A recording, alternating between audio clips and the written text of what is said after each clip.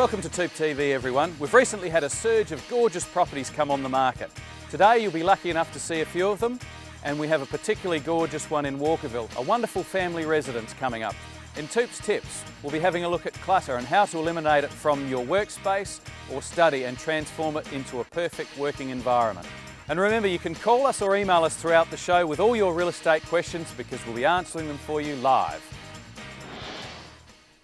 Well, I hope by now everyone's enrolled to vote for next month's coming election. It certainly should be exciting and no doubt will have an effect on real estate market and prices in the coming future. Shortly we'll be having our regular segment and an update on the rental market and on Inside Story, consumer confidence and how it will affect the market over the coming months. In July 2009, Australians were exuberant about the real estate market. But 1 year on, buyers aren't showing the same optimism.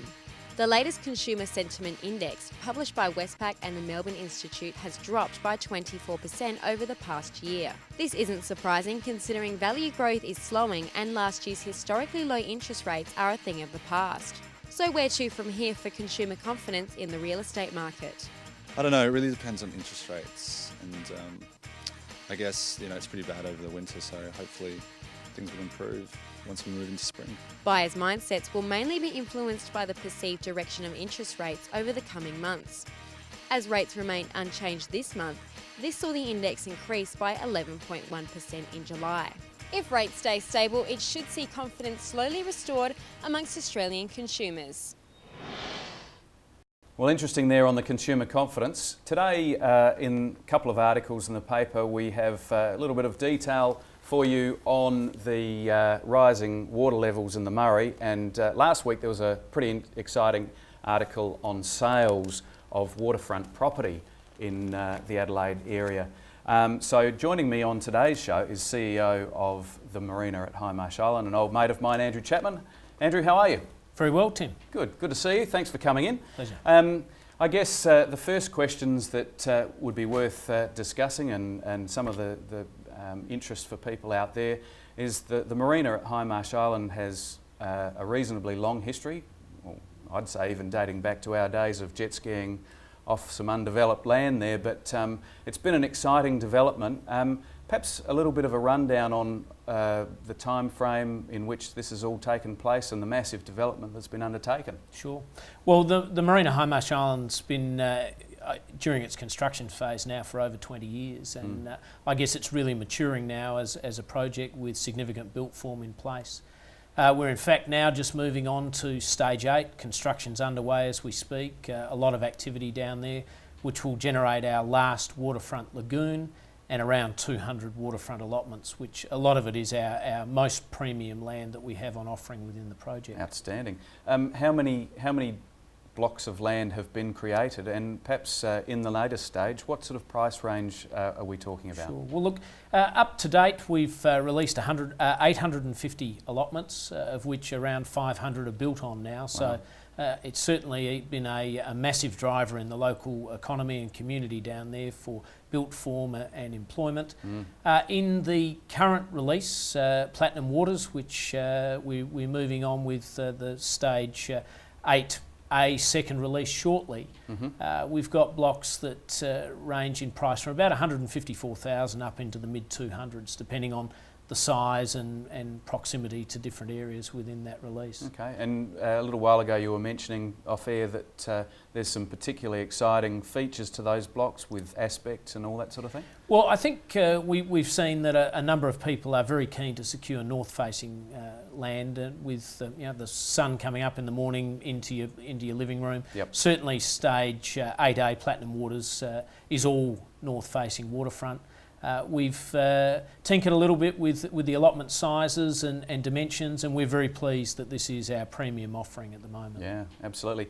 I guess in terms of interest in the development as such, with the last release underway, what other development might take place through the marina? Is there a commercial aspect on the way? Or? Well, it is interesting, Tim, and certainly our sales are up 90% year on year from the previous year, and that's basically because of the water resolution with the construction of the Clayton regulator last year by the South Australian Government. So Goolwa and Hindmarsh Island are back, bigger and better than ever, back to the volumes and sales levels that were there 2 to 3 years ago. Yeah. It is the premier destination for the family holiday market, and it's a great opportunity for people to get waterfront living within 1 hour of Adelaide. Yeah. Moving on to the commercial aspects, we've actually just completed stage 1 of Alexandrina Cove Retirement Village.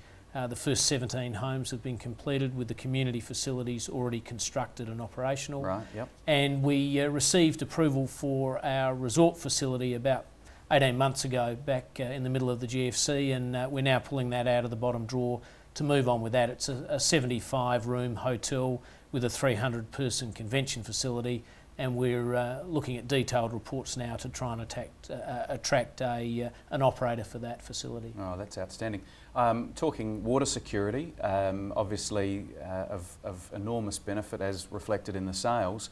I guess Goolwa was fantastic because you've got the ocean, the river and so forth, and for people enjoying their boating, I guess that's on the up and up as well. Look, Goolwa's the best of all worlds. Even people who own land or houses in Victor Harbour bring their boats to Goolwa at Christmas time. You see a huge trail of boats coming over to launch at number 19 Beacon and go down the Coorong. So Goolwa has it all to offer.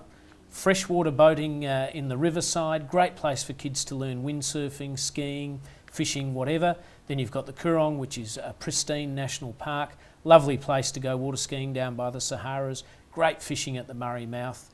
There's no doubt Goolwa has everything to offer. Yes, it certainly does. I guess some of the other things that people might be interested in with that article I made reference to earlier, on a broader sense, people's fascination with buying waterfront property, has never decreased, but perhaps more so nowadays with the release of such blocks. Yeah, look, I think it's a worldwide phenomenon. It's not just an Australian affinity with the water, but generally people do like a view of the water, whether it's a passive view just to look out over their lounge room table, or whether they want to interact with the water. Certainly down at the marina Hindmarsh Island you can passively interact with water, but the activity ability is there with canoes, yachting, rowing boats, skiing, fishing, whatever. With owning your own waterfront and your own jetty down at the bottom of your front yard, it's a great accessibility. Something of interest to me nowadays with that water security, how far up the river can we get in a boat and travel? Well, look, in the short term, down at Goolwa, we're limited to the new pool, which runs between Clayton, the Finnis, Currency Creek, all of the waterways around Goolwa, and then down into the Coorong. But I'm sure when the government resolves the greater issue between Clayton and Morgan, and resolving the water security for that area and the lakes, Alexandrina and Albert, we'll be back to where we were a few years ago when you had around about 2,000 kilometres of waterway that you could access from Goolwa. Yeah, well, it's certainly been an exciting development and an absolutely stunning area, no question about that. Don't go away, but of course, talking of Hindmarsh Island, the next Behind the Blind segment does actually feature a home on Hindmarsh Island, so it's a beautiful segue straight into that property.